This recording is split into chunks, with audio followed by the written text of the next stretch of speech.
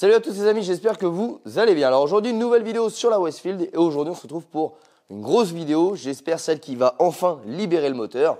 On va s'occuper du réglage carburateur et carburation. Alors aujourd'hui, on a reçu enfin nos gicleurs qui se sont promenés avec UPS, que je remercie pas du coup parce que je tourne cette vidéo là avec une semaine de retard à cause d'UPS. Mais la dernière fois, dans la précédente vidéo, on avait relevé nos gicleurs, on avait pris différentes revues techniques des carburateurs Weber, ce qui nous avait permis de pouvoir dégrossir le choix de nos gicleurs. On avait pu également constater que le montage des gicleurs qui est sur ces carburateurs-là correspond plutôt à un 1700 voire 1750 cm3 Kent, donc un moteur qui aurait été réalisé. Or, nous, c'est un 1600 qui a été réalisé pour une cote réparation, donc c'est un 1640, ce qui n'est pas étonnant du coup qu'elle était trop riche. Donc là, on a reçu nos gicleurs, on a également nos gicleurs d'origine, donc on devrait pouvoir faire un mixte avec tout ça. Pour repartir sur une bonne base, on va le mettre en 1600. Donc ça, c'est un kit pour le repasser sur une cylindrée de 1600, techniquement. Donc l'idée, c'est de pouvoir tout remonter ici, faire un réglage de ralenti comme on l'avait fait précédemment avec la petite bougie transparente. Bien évidemment, faire un réglage des synchros de carburateur et ensuite, on va chez Johan, MCR Performance Normandie, mettre la petite sonde AFR, voir au banc déjà si elle tourne pauvre, si elle tourne riche, si elle tourne correctement.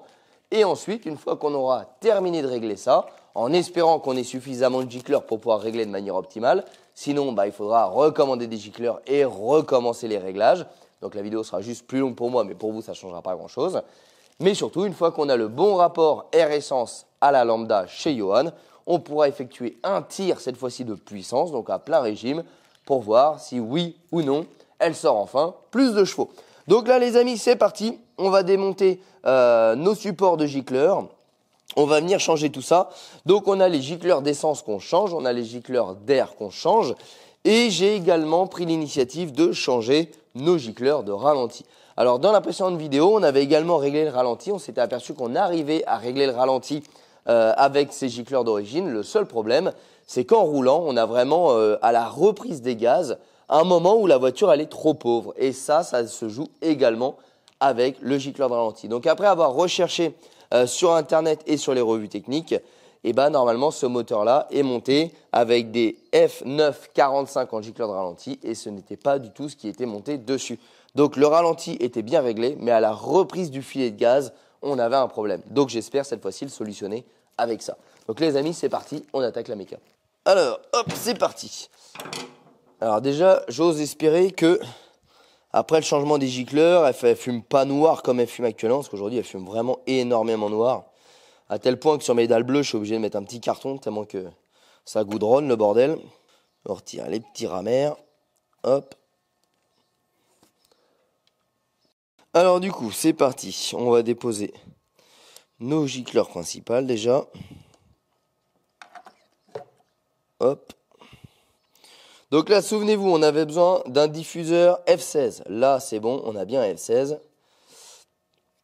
Par contre, ici, nous avions un gicleur de 160 et je crois de mémoire qu'on avait commandé des 170 ou 175, quelque chose comme ça. Alors au début, j'étais vraiment parti pour changer tous les joints, etc. des carburateurs, pensant qu'il y avait vraiment un problème de joint. Sauf que si on aurait un problème de joint, on aurait l'effet inverse. On n'aurait pas un carburateur riche, on aurait un carburateur pauvre parce qu'il y aurait trop d'air qui arrive. Et pour avoir regardé globalement en démontant les carburateurs, tout semble impeccable. Donc je ne vois pas d'intérêt de démonter pour changer pour rien. Le seul truc qu'on aurait pu lui faire, c'est un nettoyage au bain ultrason. Mais encore une fois, quand on démonte, c'est nickel. Donc on verra si au terme de cette vidéo-là, on arrive à avoir des bons réglages. Dans ces cas-là, c'est que c'était bien ça. Sinon, on ira approfondir dans les carburateurs, comme on l'avait fait notamment sur la R5 Alpine Turbo. Alors là, on est sur un 175 au lieu de 160. Donc ça, c'est le gicleur d'air. Tac. Alors là, j'ai bien pris des pièces d'origine Weber pour pas me faire avoir. Le gicleur d'essence qui est un 120 que nous, on va remplacer par un 110 si je ne dis pas de bêtises. Donc là, en fait, vous l'avez compris, on augmente le flux d'air et on baisse le flux de carburant, ce qui fait qu'automatiquement, on va venir appauvrir. Alors, l'avantage, c'est que on pourra switcher avec les gicleurs qu'on a d'origine. Vu que j'ai un gicleur d'air plus gros et que j'ai un gicleur d'essence plus gros, j'ai commandé que du plus petit, et ben on pourra tout simplement, si on voit que c'est trop pauvre, et ben intervenir que sur notre gicleur d'essence, par exemple remettre 10 points de plus, donc le 120, en gardant un gicleur d'air plus gros, et vice-versa, ce qui pourra peut-être nous permettre d'aller peaufiner les réglages. Là, j'ai vraiment pris des gicleurs de 10 en 10, parce qu'encore une fois, il y en a 4 à chaque fois, ça vaut une dizaine d'euros par gicleur, ça chiffre vite. Mais si on voit que le bon réglage se situe entre le 10 et le 20, bon, on prendra le 15, quoi. Voilà, c'est aussi simple que ça.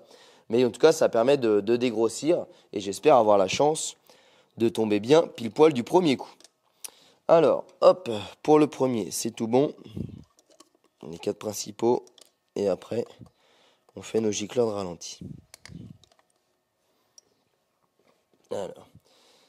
Alors après, ce qu'il faudra prendre également en compte, c'est nos hauteurs de cuve. La hauteur de cuve influence énormément aussi l'enrichissement parce qu'elle va venir influencer sur ce tube d'émulsion. Plus on va avoir une hauteur de cuve haute, et plus on va avoir un enrichissement. Donc ça, c'est pareil, je ne l'ai pas vérifié parce qu'il faut démonter tous les carburateurs. On commence déjà par le commencement, les gicleurs qui visiblement n'étaient pas bons du tout. Et ensuite, si on n'a pas les réglages qu'on souhaite, on ira voir de ce côté hauteur de cuve. Et là, on reprendra les fiches techniques, ce qui nous permettra de reprendre les réglages en fonction de ce qu'on souhaite. Encore une fois, les carburateurs, c'est un métier à lui tout seul. On ne peut rien inventer. On peut juste se documenter, prendre des exemples de ce que certains arrivent à avoir en réglage avec quel gicleur, de ce que préconise le constructeur en fonction de la cylindrée du véhicule. Mais ce n'est pas quelque chose qui s'invente. Voilà, c'est...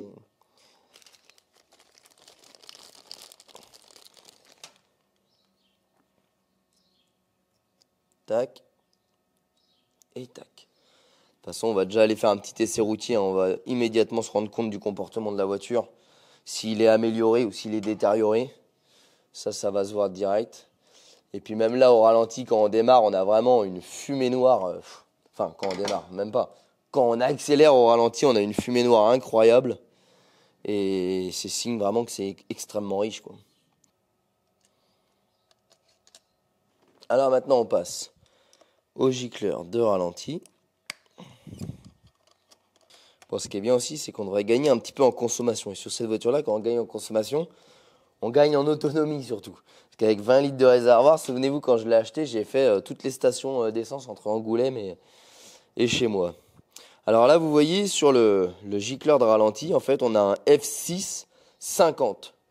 Et ça, en fait, c'est un gicleur qui est beaucoup trop gros et qui, du coup, ne correspond absolument pas à la cylindrée du moteur. Donc là, on passe d'un F6 50 à un F9, je ne sais plus combien. Tout ça, c'est des références. Donc, voilà, on est sur un F9 45.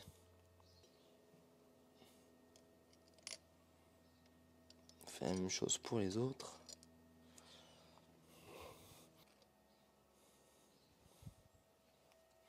Alors, la synchro des carburateurs, il ne va pas y avoir grand chose à faire parce que je l'avais déjà réglé hors caméra, je vous l'avais dit.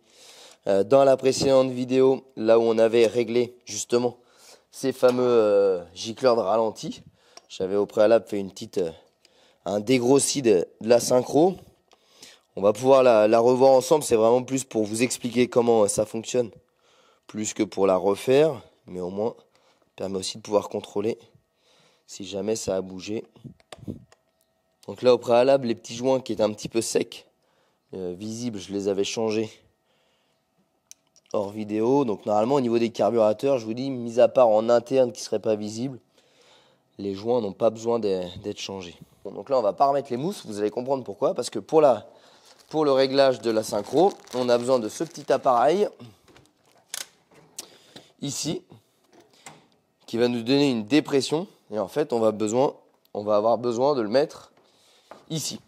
Donc on va caler le régime à 1000-1200 tours et on va lire la lecture. Et l'idée, c'est qu'on ait exactement la même dépression sur chacun des carburateurs. Le réglage de synchronisation des carburateurs, ça veut dire quoi? Parce que c'est un peu un terme technique. Ça veut dire que dedans, vous voyez, quand j'accélère, voilà, vous avez le fameux papillon qui s'ouvre et qui se ferme. De base, il est légèrement entrouvert, mais vraiment très légèrement entrouvert pour pouvoir maintenir un ralenti. Et bien, c'est ce fameux ralenti qu'on va venir synchroniser. L'idée, c'est de pouvoir déterminer qu'il a exactement la même ouverture sur chacun des pipes d'admission, parce que sinon, on va avoir tout simplement un mélange qui va être déséquilibré. On peut avoir un mélange qui va être plus riche, plus pauvre, un moteur qui va boiter parce que le remplissage du cylindre ne sera pas de la même façon en fonction des admissions à cause de cette fameuse synchronisation des carburateurs. Donc en fait, on vient synchroniser le carburateur lui-même déjà, donc le corps, chacun des corps du carburateur via la petite vis qui se trouve ici. Donc il y a une petite vis avec un contre-écrou qui vient se bloquer. Donc on vient régler les deux. Ensuite on vient régler ces deux-là. Et ensuite on vient synchroniser les deux ensemble via une petite vis ici. Voilà. Donc c'est relativement simple à faire, hein. C'est une lecture, voilà, il n'y a rien de dramatique, il faut juste comprendre pourquoi on le fait et à quoi ça sert. Donc les amis, on ouvre tout en grand, on démarre la bête et on voit déjà comment ça se comporte. Non. Et ben ma foi, ça tourne déjà pas si mal que ça.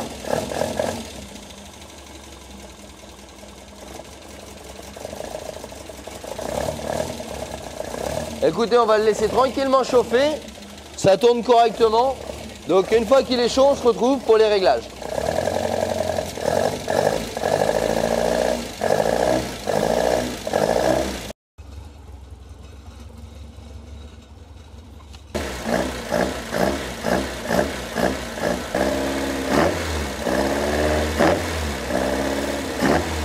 Bon, ça y est, notre moteur est à température.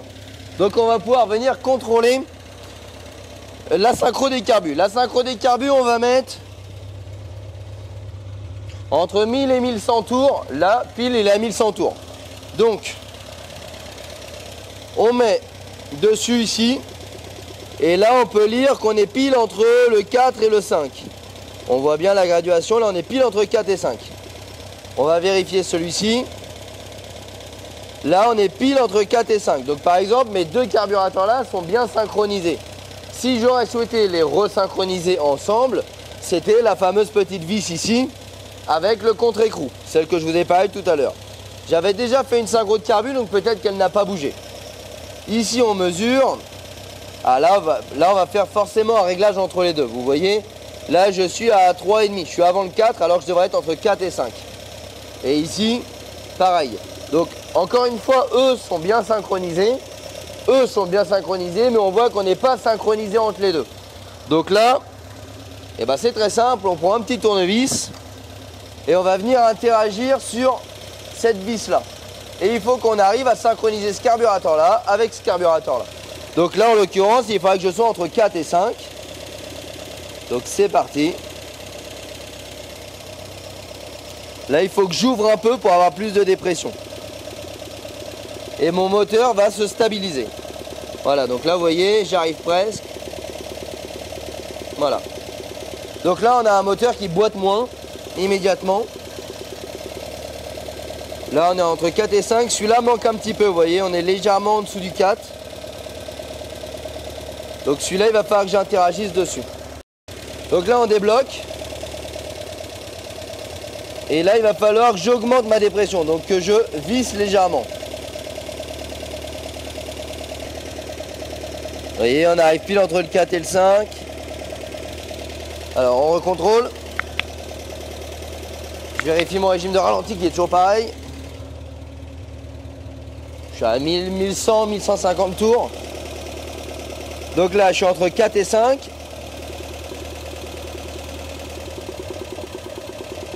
Là, je suis entre 4 et 5. Alors, je le maintiens comme ça, c'est pour éviter qu'il vibre.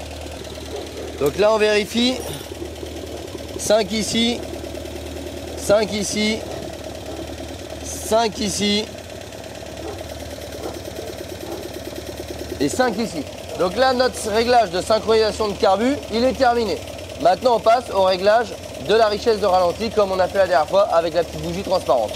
Donc là, en fait, on fait exactement comme on a fait dans la précédente vidéo. On a remis l'appareil, je ne vous ai pas décrit. Ceux qui veulent vraiment voir l'appareil, etc., j'ai fait une vidéo dédiée dans le précédent épisode. Là, je vais re-régler, vu qu'on a changé les gicleurs, je vais re-régler chaque cylindre pour avoir le bon rapport air-essence au ralenti avant d'aller chez Johan. Donc on démarre. Et là, vous voyez, la couleur, elle est jaune. Il faut que j'aille chercher du bleu.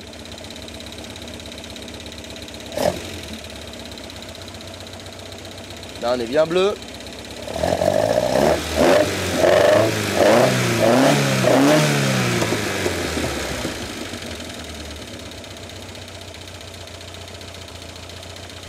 Ok, pour celui-là, c'est bon. Bon, je reproduis exactement cette scène-là, mais pour les 4.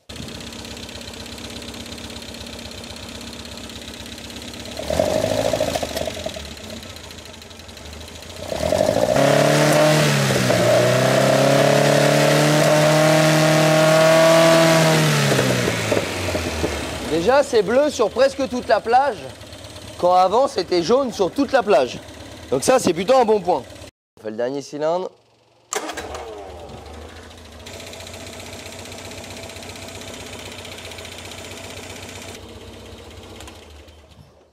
Ouais, bah les amis, on remonte la petite bougie et on va faire un petit essai routier pour voir un petit peu le comportement de la voiture avant de se rendre chez Johan. Parce que si elle cafouille totalement sur la route, ça ne sert à rien de perdre notre temps et surtout de faire perdre du temps à Johan. Donc dans ces cas-là, on fait quelque chose qui ne fonctionne pas trop mal et ensuite on se rend au banc. Donc les amis, je vous donne tout de suite rendez-vous sur la route. Bon les amis, ça y est, on est reparti faire un petit essai routier. Alors là, on a roulé 5-6 km. Pour l'instant, le rendu est pas mal. Alors j'ai toujours ce pchit à la mise en gaz à très faible allure. Donc visiblement le changement de gicleur de ralenti n'a pas changé ce problème-là.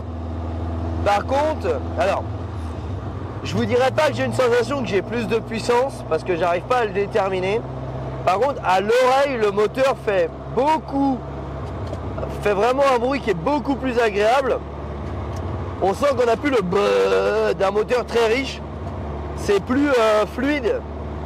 Vraiment, on sent qu'il tourne moins riche. Ça, c'est un fait. On a beaucoup moins d'odeur, d'échappement dans l'habitacle. Donc ça, c'est aussi un signe qu'elle est moins riche. En termes de sensation, je vous avoue que j'ai pas l'impression qu'elle marche plus fort, en toute transparence. Mais ça, c'est le banc de puissance qui nous le dira. Et je viens de tester la Rupteur en 3e. Et j'ai bien pris 6500 tours. Alors que souvenez-vous, dans la précédente vidéo au banc de puissance, à 6000 tours, elle ratatouillait. Là, elle a rupté à 6000, 6500. Donc j'en déduis déjà que ça marche mieux. Donc là, on va rouler et on va voir ce que ça donne.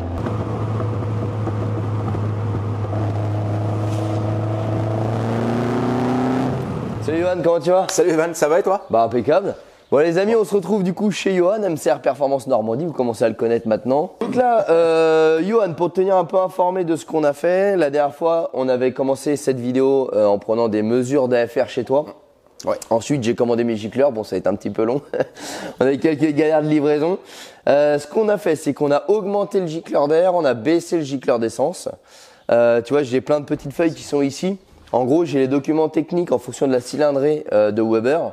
Pour déterminer les gicleurs et j'ai réussi à trouver un forum où le mec il a exactement la même config et du coup il partageait sa config de gicleur. Donc du coup j'ai fait un mix de toutes les données. Du coup ce que j'ai fait c'est que pour dégrossir j'ai acheté 10 points en dessous, comme ça j'ai les miens qui font 10 points au-dessus, donc on pourra peut-être mixer entre l'air et l'essence selon les données qu'on a au banc. Et si jamais on voit que le réglage il se peaufine mais qu'il manque un tout petit chouïa, bah tant pis, je recommanderais des gicleurs en 5 points pour venir peaufiner et continuer la vidéo. Donc à voir ce que ça va changer maintenant et puis sinon bah, je ferai une petite intervention au niveau des hauteurs de cuve et je repasserai vérifier tout ça. Okay. Et ben écoute, sanglage.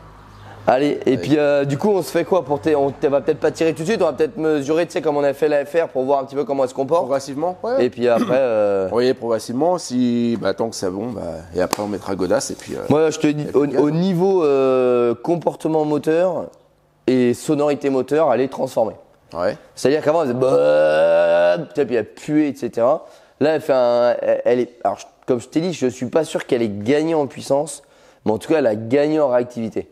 Et elle pue plus l'essence. Les bougies elles sont passées de noir à marron, donc ça c'est un bon signe aussi. Et au niveau de l'échappement, quand tu coupes les gaz, tu as la petite pétarade à la décélération qui est plutôt bon signe aussi. Donc, D'accord. On Bon. va voir ce que ça donne au niveau des chiffres.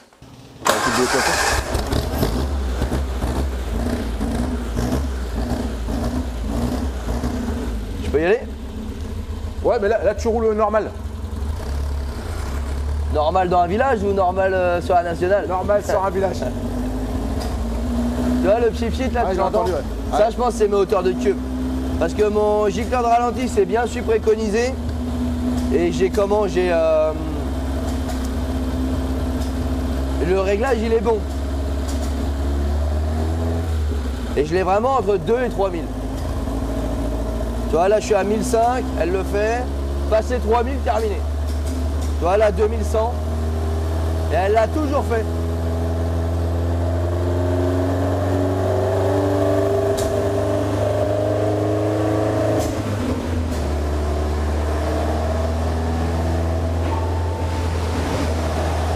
Là, tu vois, je suis sur un filet de gaz. Ouais. Là on est bien. Filet de gaz. Mi-gaz.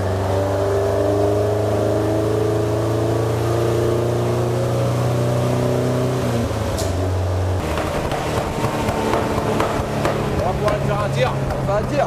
Le tir, on le fera en troisième. On avait réglé en 3. Ouais. On peut le faire en 4 pour que ce soit plus long, qu'on ait le temps d'analyser plus si tu veux.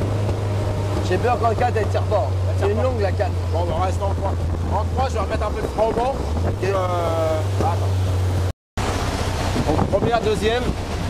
Mais à 2000 tours, il faut que tu sois en troisième à moins de 2000. Ok. Et là, t'écrases, c'est parti.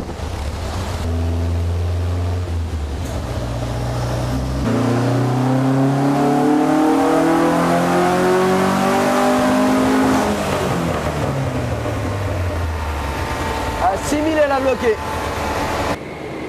Par contre, la FR est beaucoup mieux. Alors on est vachement stable, on est proche des 14 en fait. Tu vois, là on est sur la ligne des 14. Et On a un poil pauvre. Alors on a un poil pauvre. On a un poil parfait pour la norme euro. Et par contre en haut, t'as vu ce qui se passe à 5008 là? L'effet comment ça remonte là? On s'appauvrit d'un coup. Sinon les tours, pouf, il n'y avait plus rien. Alors est-ce que c'est juste au moment où tu embrayes? Et du coup, il n'y a plus d'essence, le papillon, enfin tu fermes les carbus. Ou alors est-ce que vraiment on a une merde? T'as peut-être encore 1000 tours à prendre. Hein. Donc si, quand tu vois la progression qu'il y a là, on a coupé là. Si on monte encore... Parce que la courbe, elle est beaucoup plus linéaire qu'avant. par contre, elle est nickel. Ouais. Il te manque 1000 tours. Hein. Si vraiment elle montait bien, il y a moyen d'aller les gratter là-haut. Est-ce que je tente de baisser l'air ou est-ce que je tente d'augmenter l'essence? Remarque, on peut faire les deux, il y en a pour 2 secondes. Hein. Bah, on va commencer par 1. Ouais. On va lui augmenter l'essence. Garder le même flux d'air et baisser. Et comme ça, on va voir comment ça réagit. Parce que c'est vrai, mais t'as vu là, la dernière fois comment elle était dégueulasse la courbe. Là, elle est elle se linéaire. tient. Hein. Bah ouais, elle se tient bien. Hein. Que l'autre fois, il y avait un gros pic de pauvre et après, On descendait dans le riche et puis là déjà, c'est beaucoup mieux. c'est vachement stable. Ouais. Parce qu'après, ça reste du carbu, ça reste. Voilà. C'est ça, on n'a pas la progressivité de l'injection. Bon.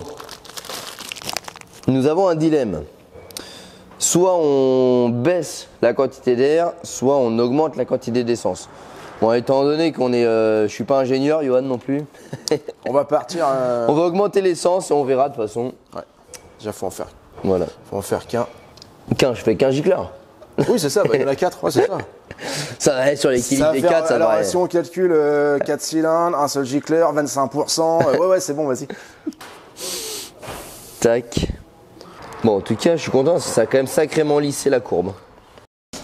Bon, donc là, les amis, on a monté un gicleur 10 points plus gros au niveau du gicleur d'essence, gicleur principal d'essence. Donc maintenant, on va... Hop, je vérifie juste que j'ai bien serré tout ça. Ouais. Là, on va retirer au banc avec la FR pour voir les 2 courbes, voir si on est bien, si on n'est pas bien, et s'il faut modifier ou pas. Go!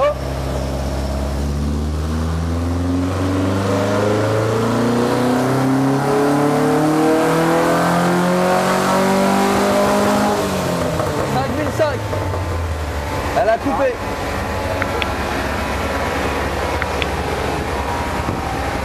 Par contre, la FR, il a l'air à 13,5. On est à 12,5. 4005, on est. J'irais que pour de la perf, on est bien. On est à combien là? On a 13. Parce que là, hop. Ouais, je pense que tu vois, elle est J'ai limite 12, riche 9. parce que. On est limite, ouais, on est limite un. Là, si je le prends là. 12,5. 12,5 à 4300 tours. Ah oui, elle est quand même plus lisse l'autre. Hein.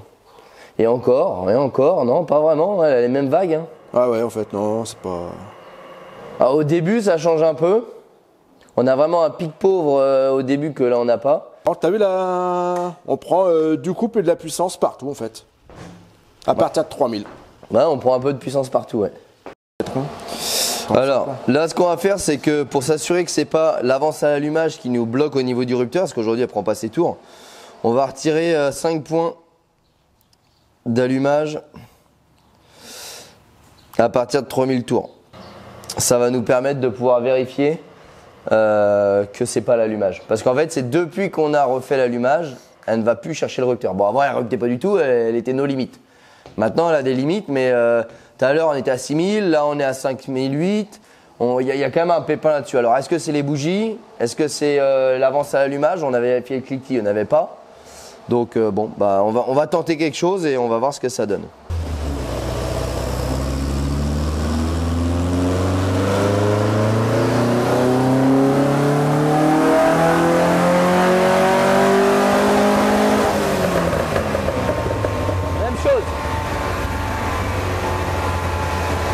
Exactement la même chose. Pareil. Je sais que t'as des voitures rupteur doux, rupteur fort. C'est bizarre. C'est pas un rupteur là qu'on a déjà eu, c'est un. Non, c'est une pétarade. Bah ouais, dis-stop quoi. Comme si que tu pouvais pas prendre les tours quoi. Bon, on a un petit souci, la voiture va pas à son régime max, donc 6500 tours. Étant donné qu'on a déjà eu le problème sur la Mégane et que ça provenait des bougies, et ben on a envie de se retirer ça de la tête et de dire que peut-être que ça provient des bougies. Donc on a été chercher les anciennes bougies, les bougies d'origine de la voiture, qui ont exactement le même indice de température. Donc normalement c'est pas ça. Mais si on n'essaye pas, on va l'avoir dans le coin de la tête. Donc du coup, on va essayer et on va voir ce que ça donne niveau régime. Bon, donc là on a remis les bougies d'origine. On va faire réchauffer la voiture et on va voir si cette fois elle prend ses tours. Alors on a remis les avances d'origine. Enfin les avances d'origine, les avances qu'on avait avant. T'as remis en avance le standard? Ouais, j'ai remis en avance standard. Je vais le modifier ça. Tu peux le mettre, je vais rouler pour la faire chauffer. Ah là tu peux. C'est bon, je peux? Ouais. Même au place où c'est blanc, je vais le mettre à 0.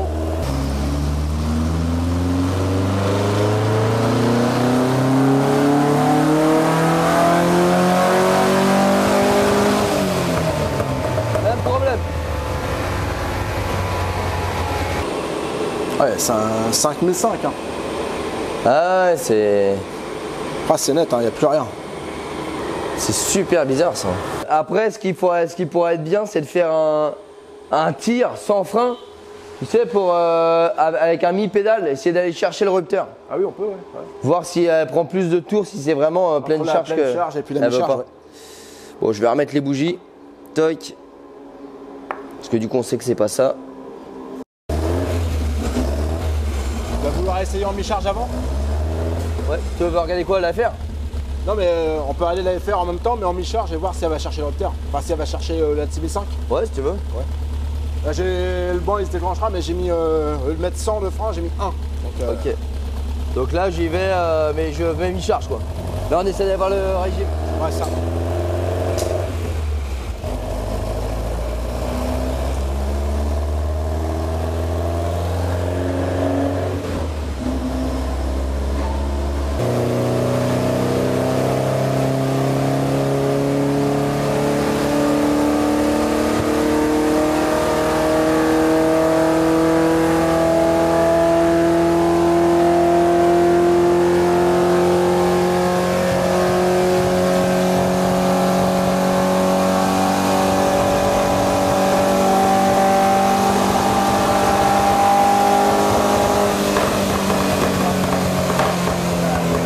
Elle merde un peu, mais elle est droite.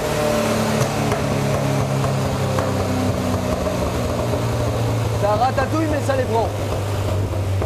Tu vois, tu sens qu'à partir de 5005, Elle a des ratés, Ouais. mais elle continue à les monter et après rupture à 6005. Alors ce qu'on va faire, c'est que là tu vas faire pleine charge. Et même quand elle va merder, tu vas insister un peu. Ok. Il va rester 1 ou 2 secondes vraiment à pied. On va voir ce que ça donne.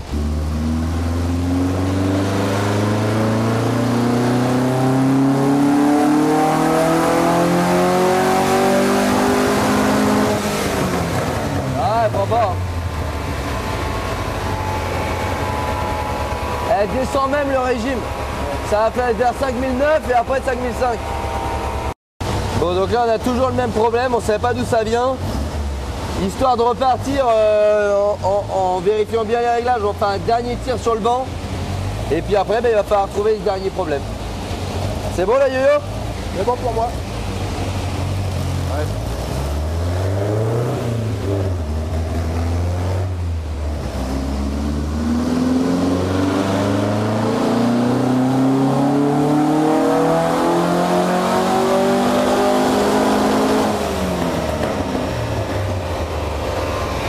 Eh Yo-Yo, j'ai le rupteur là. Moi j'ai le rupteur là, 6004. Ah bah pétarade un peu avant. Ah là, elle a pas pétaradé moi. T'as quoi là-bas? C'est un peu, c'est la précipité là. 5-5, ça commence à merder. Ah, elle a merdé un peu, ouais. Mais elle a pris plus que d'habitude. C'est à 5009 qu'elle commence à déconner, 5008, 5009 et pourtant on est à 13 d'AFR donc c'est clairement pas ça. Non. Là on navigue entre 12,5 et 13 quoi. Mais on a quand même un cafouillage qui merde là-haut. C'est putain de super bizarre. Quoi. Le bloc a les compressions, les jeux soupape il est bon, l'allumage il est neuf. Qu'est-ce qui fait qu'à 6000 tours, et c'est tout le temps 5009. Et en fait j'ai vu sur l'allumeur, ça prend 5009. 5008, 5009, elle commence à ratatouiller, tu vois, elle cherche et elle repart. Elle repart. Et en fait, sur le compteur de la voiture, quand elle commence à ratatouiller, elle fait que descendre. Donc c'est pour ça qu'on a l'impression que genre ça coupe à 5005, parce qu'en fait, à 5009, elle ratatouille et elle remonte. Alors que sur l'allumeur électronique, tu vois bien qu'elle repart chercher le rupteur. Et c'est bien le rupteur qui nous la coupe. Seulement, il y a quand même une merdasse avant le rupteur. Oh, et donc très clairement, ça les prenait avant.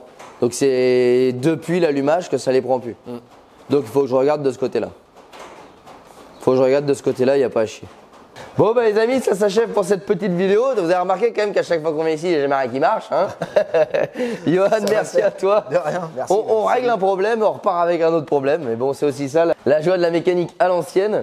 Et son petit lot de galère. Alors déjà, vous avez pu voir comment on règle un carburateur. C'est pas à l'oreille comme certains l'affirment, c'est pas au doigt mouillé, c'est avec un AFR. Et là, vous voyez bien que selon les configurations, ça joue extrêmement au niveau des courbes. Donc là, on pourra aller peaufiner en baissant le gicleur d'essence de 5 points parce qu'on voit qu'on est, voilà, on pourra aller gratter peut-être un cheval en s'approchant du 13 un peu plus régulièrement.